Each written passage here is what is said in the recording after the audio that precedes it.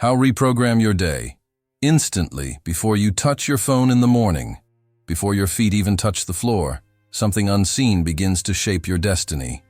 The moment your eyes open, your mind enters a fragile and powerful state, suspended between sleep and consciousness, between the dream and the day. In that quiet transition, your brain is rewriting its code. Yet, almost instantly, your hand reaches for a screen. You think it's harmless, just a quick check, just a notification. But what truly happens in that second is not a habit, it's a hijacking. When you touch your phone before touching your soul, you surrender authorship of your mind. Dopamine surges through your neural pathways, not because you've achieved something meaningful, but because your brain anticipates stimulation. It's a reward loop disguised as connection, a chemical illusion that replaces inner awareness with artificial urgency. Those few seconds of scrolling are enough to anchor your entire day to distraction, flooding your nervous system with microdoses of cortisol, conditioning your focus to crave noise instead of silence. The morning was never meant to begin with chaos. It was meant to begin with consciousness. Think about it. Before technology, humans woke up to rhythm, not reaction.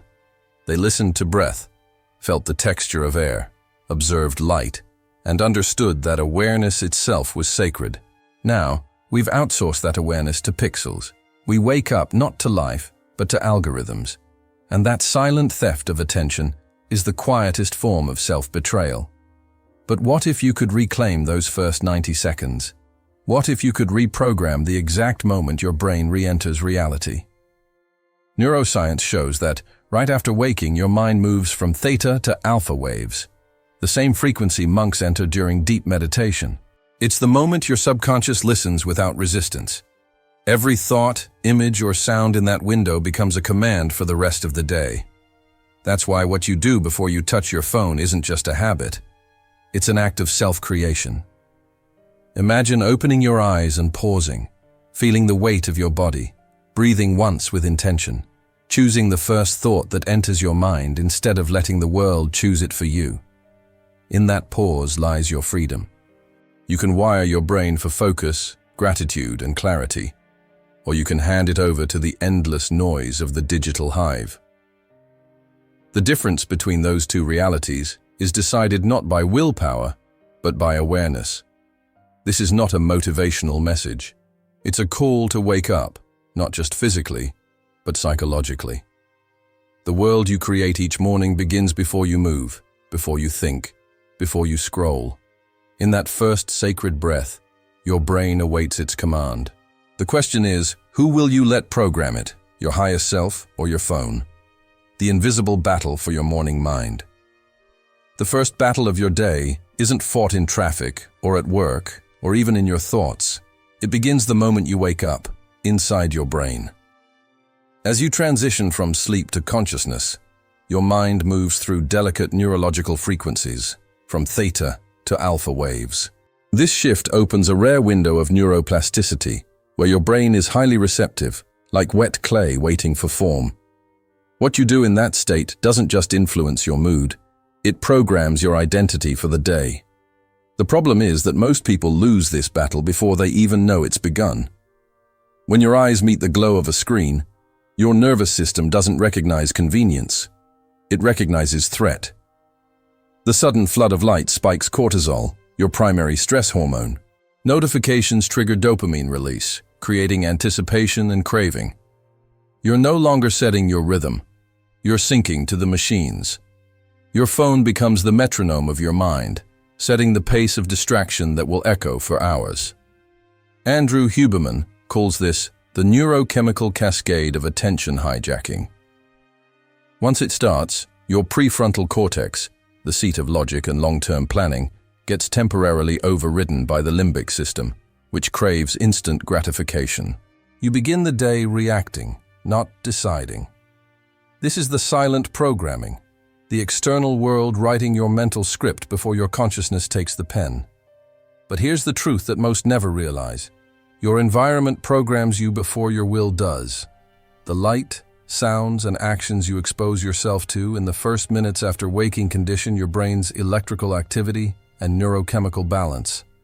If you wake to noise, chaos becomes familiar. If you wake to silence and stillness, clarity becomes your baseline.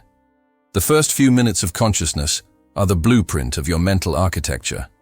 This is why the most powerful people on earth protect their mornings as sacred ground. Not because of discipline alone, but because they understand this invisible war. The war for control over the mind before it's even fully awake. They choose presence over input, intention over impulse. You can too. Every morning, your brain asks one unspoken question. Who is in command, the outside world or you? The dopamine hijack. How technology colonizes your focus. The moment you touch your phone, your brain doesn't simply wake up. It lights up like a machine set on overdrive. That small rectangle in your hand has been engineered by the brightest minds in behavioral neuroscience to exploit one single molecule, dopamine. But dopamine isn't the chemical of pleasure as many think. It's the chemical of pursuit. It's the spark that drives you to chase what you believe will bring reward. And when your brain encounters the flood of unpredictability inside your screen, messages, likes, updates, it's trapped in a cycle of endless anticipation. Andrew Huberman describes this as dopamine delusion. Every time you scroll or refresh, your brain is not enjoying. It's expecting.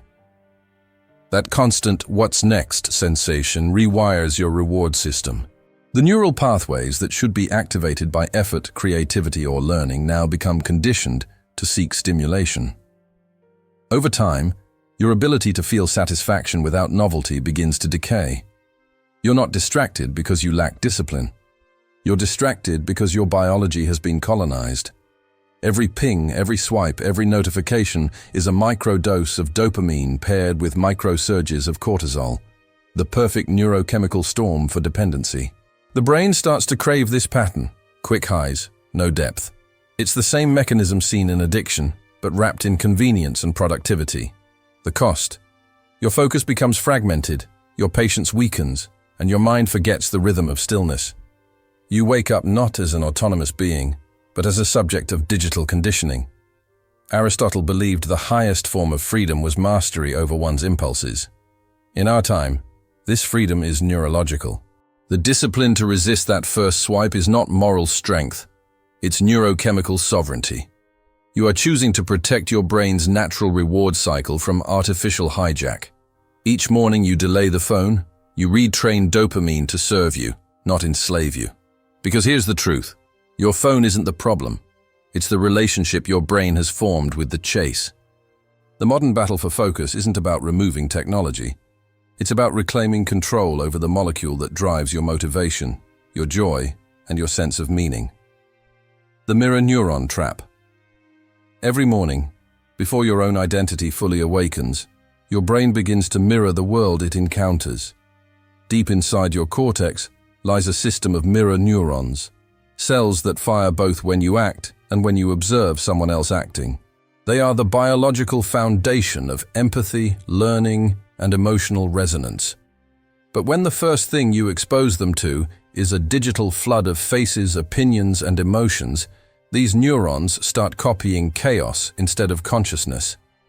You scroll through anger, vanity, fear, and comparison, and your brain can't tell the difference between witnessing and participating.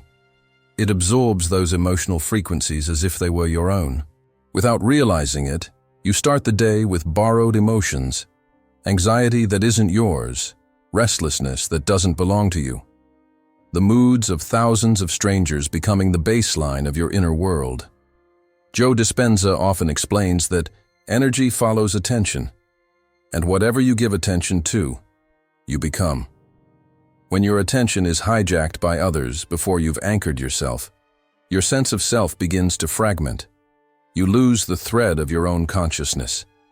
The philosopher Michel de Montaigne once said, "The greatest thing in the world is to know how to belong to oneself." In this new digital age, that wisdom has never been more literal. To belong to yourself you must first protect your neurons from imitation. Neuroscience now confirms that mirror neurons are not passive observers. They are teachers. They sculpt the emotional tone of your brain. If your first exposure is reactive and scattered, your neurons teach your mind to follow the same pattern. If your first exposure is silence, breath, or intentional reflection, they reinforce calm, empathy, and emotional stability. The architecture of your morning emotions is built by the faces you see, the words you read, and the tone you allow in. Ask yourself, whose emotions are you carrying before breakfast? Are they even yours? The power to reclaim your mental clarity lies not in isolation but in intention, in choosing what you let your brain mirror before your consciousness takes command. Because the first reflection you see each day shouldn't come from a screen, it should come from within, the forgotten mindset of stillness. There was a time when the first sound a human heard in the morning was the pulse of nature, the rhythm of breath, the whisper of light, the quiet reminder that existence itself is enough. Today, that silence has been replaced by alerts, vibrations, and screens demanding attention before your soul even remembers it exists. Yet stillness is not the absence of action. It is the foundation of all conscious movement. It is where clarity begins and confusion ends. Marcus Aurelius wrote that, "The happiness of your life depends upon the quality of your thoughts." But thought itself needs space to form. When you wake and rush into stimulation, you deny your mind the room it needs to organize itself. Neuroscience calls this cognitive priming, the process by which your brain establishes its operational tone for the day. If you begin in noise, your mind adapts to chaos. If you begin in silence, your brain activates the prefrontal cortex, the region responsible for focus, planning, and emotional regulation. Stillness is not laziness or passivity. It's the deliberate act of placing your consciousness before your circumstances. René Descartes believed that to find truth, one must first clear the fog of assumptions and external noise. The same principle applies to your mornings. Before the world speaks, you must think. Or rather, you must remember how to think. The moment you create inner stillness, your mind stops reacting and starts directing. You no longer move through the day as an echo of yesterday's noise, but as the author of your own attention. Andrew Huberman's research supports this ancient wisdom through modern science. A few minutes of intentional stillness can reset your nervous system, balance your neurochemistry, and shift your brain into a state of calm alertness. This isn't spiritual idealism, it's biology.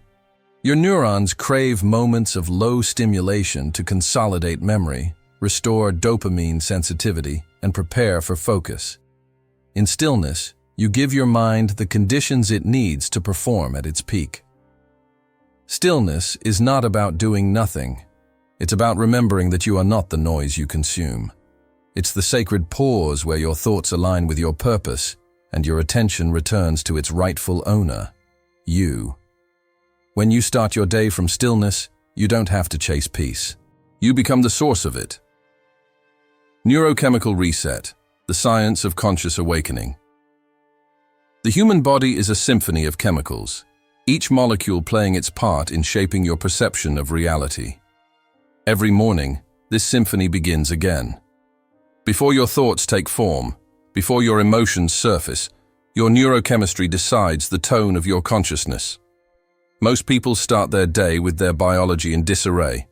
Cortisol surging, dopamine scattered, serotonin low. But what if, in just a few minutes, you could reset that entire system and begin the day not in reaction, but in command? Cortisol, often labeled the stress hormone, naturally spikes in the morning to wake you up. That's not a problem, it's a design. The issue is what you feed that state with. If your first act is to scroll, argue, or compare, you multiply cortisol's signal, priming your body for anxiety. Yet if your first act is slow, grounded breathing, especially through the nose, you send a message to your brainstem that you are safe. That single signal lowers heart rate, stabilizes cortisol release, and activates the prefrontal cortex. Calmness is not a personality trait, It's a physiological response you can trigger at will. Next comes dopamine, your system's motivational currency. It determines what feels worth doing. When it's spent on quick digital bursts, you drain your motivation before the day even begins.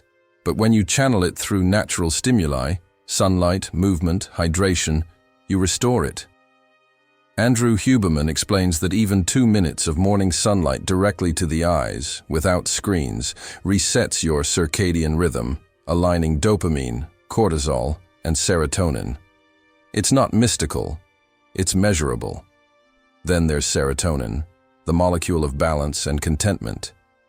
Serotonin rises with exposure to light and gratitude-based reflection. A single mindful breath in the morning can trigger the vagus nerve, increasing serotonin flow and stabilizing mood. Joe Dispenza would call this teaching your body to feel before your mind thinks. It's the act of setting emotional tone before external events dictate it. By combining these small acts, breath, light, and intentional awareness, you perform a neurochemical reset. You stop being a passenger of hormones and become the conductor of your inner orchestra. Neuroscience and philosophy converge here. Awareness gives you authorship. When you own your biology, you reclaim your destiny. The first thought principle. The most underestimated force in your entire day is the first thought that crosses your mind. It may seem insignificant, but that single thread becomes the fabric of your mental reality. Neuroscientists call this phenomenon mental initialization. The brain's tendency to follow the neural pattern it activates, first upon waking. Whatever you think in that fragile moment doesn't just color your mood, it sets a trajectory for perception, emotion, and decision-making. Your mind, still suspended between the subconscious and the conscious, accepts that thought as truth. When your first thought is reactive, worry, distraction, or self-criticism, you unconsciously instruct your brain to look for evidence that confirms it throughout the day. This is how your mind becomes trapped in self-fulfilling cycles. But if your first thought is intentional, rooted in clarity, gratitude, or purpose, you create a different command sequence. The neural pathways that process emotion and logic begin to align, allowing focus and resilience to emerge naturally. It's not positive thinking, it's neurological conditioning. René Descartes believed that to know oneself is to begin from doubt, then rebuild truth through reason. That's the essence of this principle. You choose the foundation on which your reasoning rests.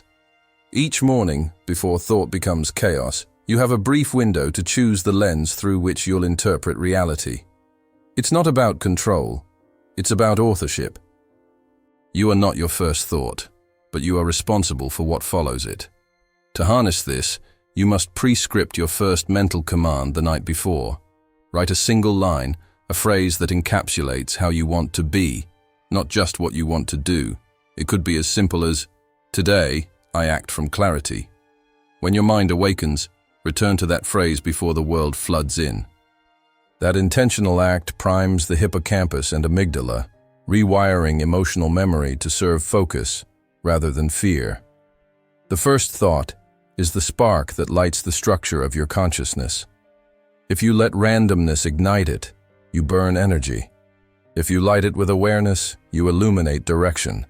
The mind doesn't wait for your permission to run, but it will follow the first instruction it receives. Make it count, the morning as a mirror of the subconscious. Every morning, before your conscious mind fully awakens, the subconscious stands at the doorway between the dream world and waking life, receptive, impressionable, waiting for direction. In that brief interval, your body and mind are not yet separate. They are one unified field of memory and emotion. What you expose yourself to in that state is not just observed, it's absorbed. It becomes the emotional signature of your day.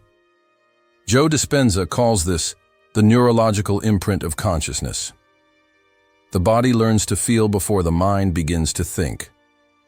When your first moments are spent scrolling, reacting, or comparing, you unconsciously upload those frequencies into your nervous system. The subconscious translates them as instruction. Anxiety becomes the baseline. Distraction becomes the rhythm. You're not just reading information, you're rehearsing identity. Over time, you stop being a participant in life and become a recording of external stimuli, replaying emotions that aren't even yours. But the reverse is also true. When you begin the day in awareness, a deep breath, a word of gratitude, a few seconds of silence, your subconscious receives a different message: safety, presence, sovereignty. That emotional tone signals the autonomic nervous system to regulate itself, stabilizing heart rate, hormonal flow, and cognitive clarity. The result is not mystical, it's measurable. The parasympathetic system activates, and your body learns to rest in alertness, a state neuroscientists call calm readiness. The Stoics understood this intuitively. Marcus Aurelius wrote his Meditations. Each morning not as ritual, but as calibration. He wasn't writing to the world, he was writing to his subconscious, commanding it to align with reason and virtue before chaos arrived. Modern neuroscience now validates this ancient discipline. Repetition of intentional thoughts at the border of sleep strengthens neural networks tied to focus and emotional control. Your mornings are a mirror. They reflect not who you are, but who you're becoming.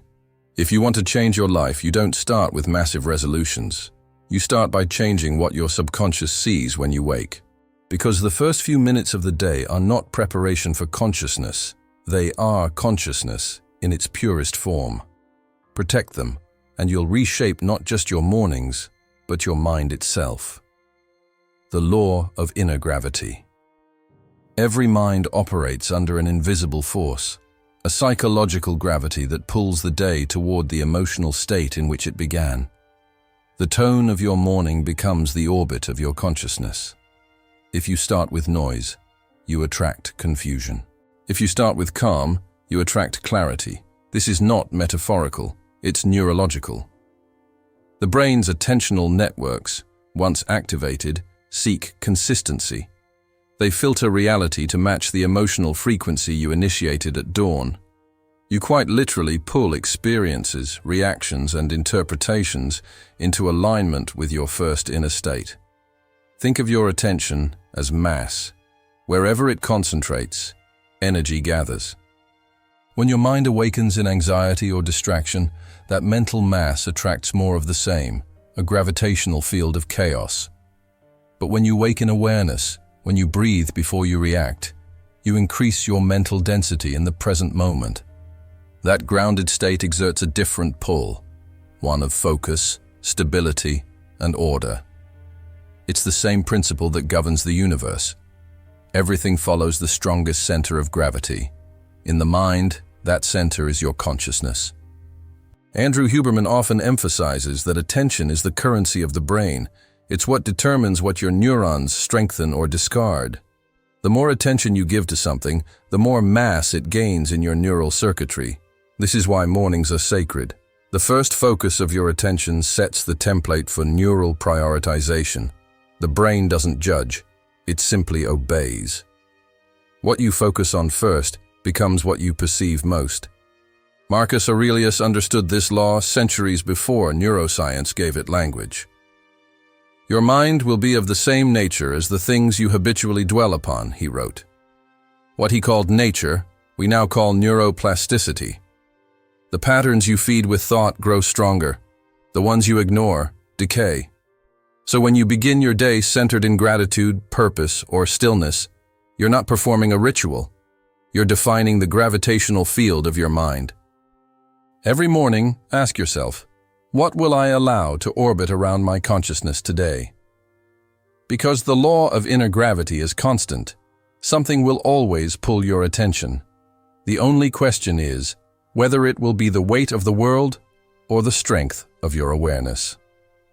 The ritual of reconnection. The most transformative part of your morning isn't what you do.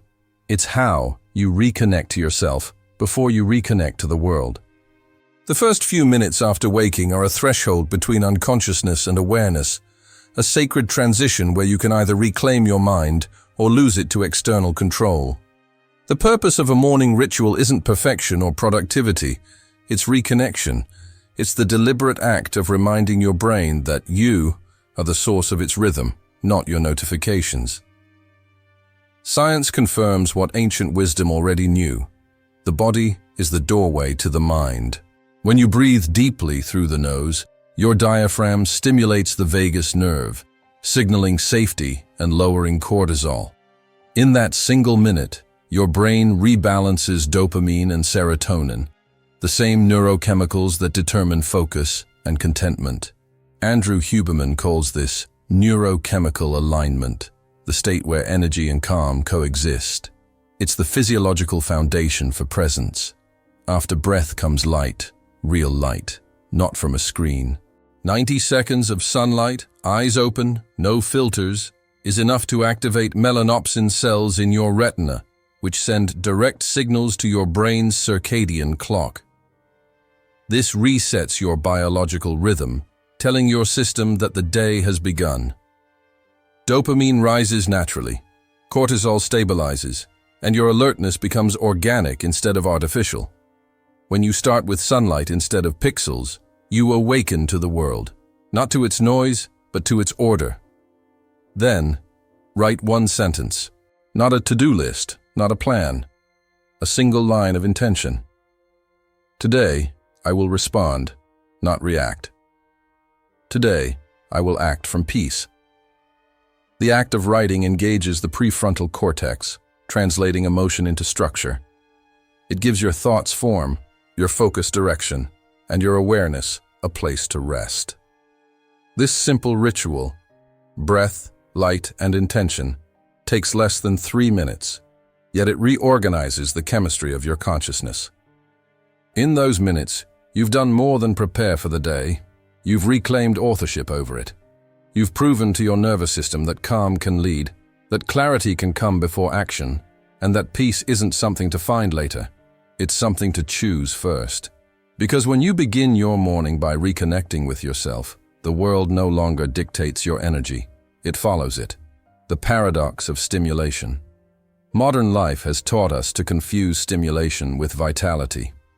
We've mistaken noise for meaning, activity for purpose, and constant connection for genuine awareness. The irony is that the more we stimulate the brain, the more numb it becomes. The nervous system, flooded with novelty, stops distinguishing between what is essential and what is empty. The result is a quiet exhaustion that feels like living, but isn't. It's motion without depth, dopamine without fulfillment. Cognitive behavioral therapy explains this through avoidance conditioning. The brain seeks stimulation not for pleasure, but to escape silence. Silence exposes thought, and thought exposes truth, the one thing most people fear facing before breakfast. That's why the phone feels irresistible in the morning. It offers immediate escape from the uncertainty of being alone with one's mind. But that escape is costly. Each time you flee to stimulation, you teach your brain that calm is dangerous, that quiet must be avoided. You condition yourself to equate presence with discomfort. Andrew Huberman's work shows that overstimulation creates a dopamine crash cycle, spikes of excitement followed by troughs of fatigue and restlessness. The brain's reward circuits, overused, begin to dull. What once inspired you now barely moves you. The simplest proof is this: most people can no longer sit in silence for even 2 minutes without reaching for a screen. That is not freedom. It's dependency disguised as connection. True vitality comes not from seeking more input, but from mastering output, controlling where your attention flows and how it's spent. The Stoics called this self-command. Marcus Aurelius warned that he who lives in harmony with himself lives in harmony with the universe. Modern neuroscience agrees. When you tolerate understimulation, the prefrontal cortex regains control, restoring emotional balance and deep focus. This is how presence is trained, not by adding, but by subtracting. The paradox of stimulation is this: the less you consume, the more alive you feel. The more silence you invite, the more your inner world expands. When you begin your morning by resisting the impulse for instant input, you don't lose connection. You rediscover it. You stop reacting to life and start experiencing it. And that, in truth, is the beginning of real energy. the kind that doesn't burn out by noon. The Stoic reset. Owning the present moment. The modern mind wakes up enslaved not by chains, but by noise, an invisible captivity woven from alerts, comparisons, and constant urgency. Yet the Stoics knew something our age has forgotten. No one can disturb a mind that governs itself. They trained for this long before dopamine, algorithms, or screens existed. For them, freedom wasn't about the absence of obstacles but the presence of command, the ability to decide where your attention goes and what it means. That is the essence of the Stoic reset, to reclaim your power over the present moment before the world tells you what to think. Seneca wrote, "We suffer more in imagination than in reality." Each morning, when you touch your phone before touching your consciousness, you step into a theater of imagined suffering, opinions, crises, and judgments that aren't even yours. You begin reacting to illusions, not living through reality. But if you pause, breathe, and let your awareness settle, you interrupt that illusion. You remind your brain that the present moment is the only place where life actually happens. This isn't philosophy, it's neuroscience.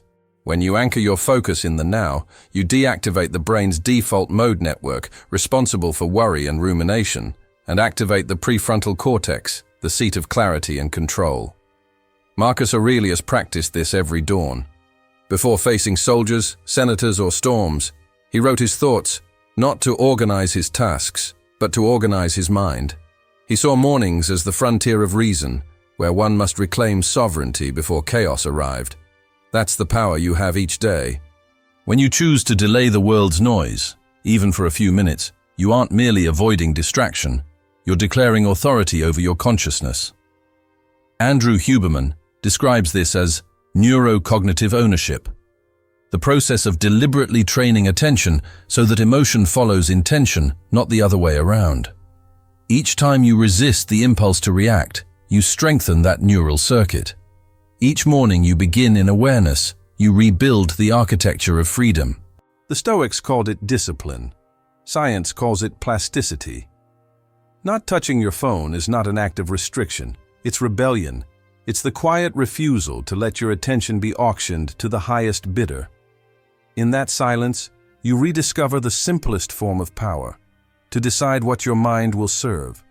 And once you own that, the world loses its grip. The mental architecture of a reprogrammed day. When you master the first minutes of your morning, you're not just creating a routine, you're building architecture inside your brain. Every conscious act, every breath before reaction, every moment of silence before stimulation reshapes the structure of your neural pathways. Neuroscientists call this myelination, the process through which repeated thoughts and behaviors insulate neurons, making mental habits effortless. What you do intentionally today becomes automatic tomorrow.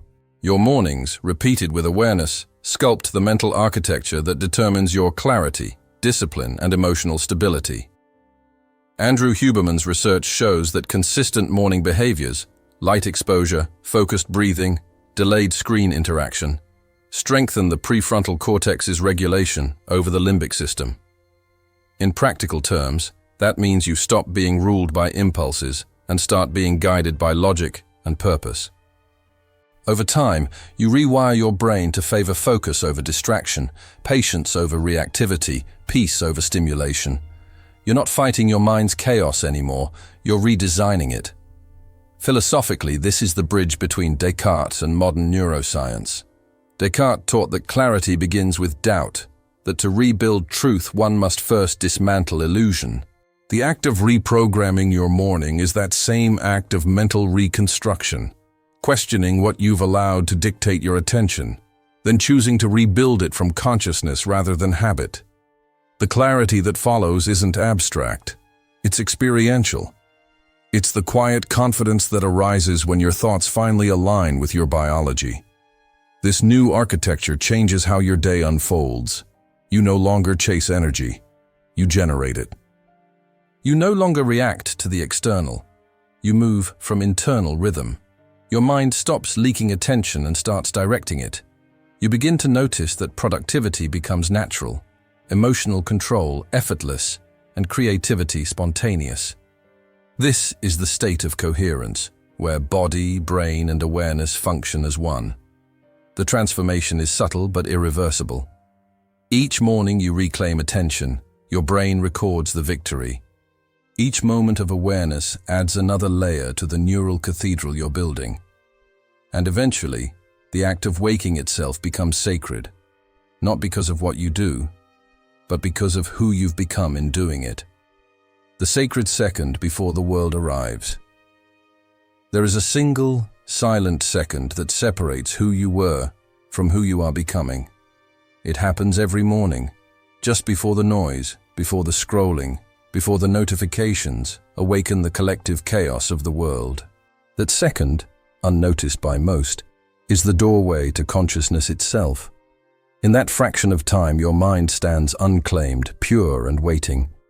It's the only moment of the day when you are truly free, when the world hasn't yet told you what to think, who to be, or how to feel. That is the sacred second, the moment where the architecture of your entire reality begins. When you choose awareness over reaction in that instant, something extraordinary happens. The mind stabilizes, the nervous system aligns, and the body remembers what peace feels like. This is not about routine anymore, it's about identity. You stop living as an echo of yesterday and begin living as an author of now.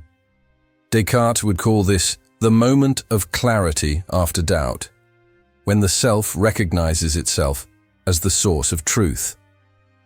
Andrew Huberman would describe it as neurochemical sovereignty, when biology finally serves consciousness, not the other way around. And the Stoics would name it what it has always been: freedom. Each morning, you are presented with two worlds, one that demands your attention and one that waits for your awareness. One begins with noise, the other begins with breath. One drains your energy through endless reaction, the other amplifies it through calm creation. The choice may seem small, to reach or to refrain, but that choice defines the trajectory of your day and, over time, the direction of your life. The second you reclaim is not measured in time, it's measured in power. Because when you control the first second, you control the script. The mind that starts in silence ends in clarity.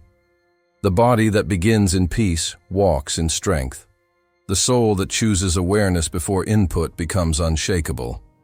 This is where transformation begins, not in some distant goal, but in the sacred second before the world arrives. Guard it, honor it, live it. For in that second, you hold the key to your own reprogramming, the power to create a life that begins from the inside out, every single morning.